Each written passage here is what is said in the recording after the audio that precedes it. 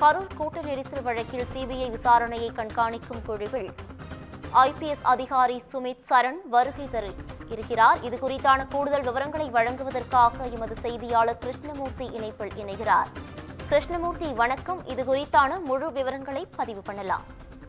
நிச்சயமாக கரூர் வேலுச்சாமிபுரத்தில் கடந்த செப்டம்பர் மாதம் 27ஆம் தேதி தாவேகா தலைவர் விஜய் பங்கேற்ற பிரச்சார கூட்டத்தில் கூட்ட நெரிசலில் சிக்கி 41 பேர் உயிரிழந்தனர், 110 பேர் காயமடைந்தனர். இது தொடர்பான வழக்கை உச்சநீதிமன்ற உத்தரவின்படி சிபிஐ அதிகாரிகள் விசாரித்து வருகின்றனர்.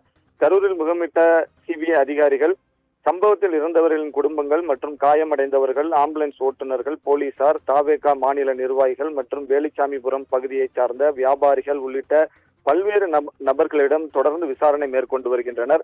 குறிப்பாக உயிரிழந்தவர்களின் 12 குடும்பத்தினரிடம் சிபிஐ அதிகாரிகள் விசாரணை நடத்தி சம்பவம் தொடர்பாக இறந்த தொடர்பாக அவர்கள் கூறிய கருத்துக்களை கேட்டு பதிவு செய்துள்ளனர்.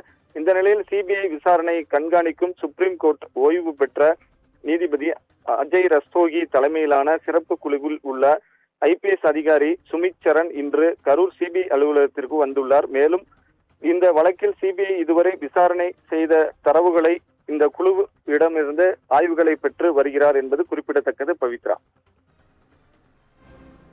விவரங்களுக்கு நன்றி கிருஷ்ணமூர்த்தி.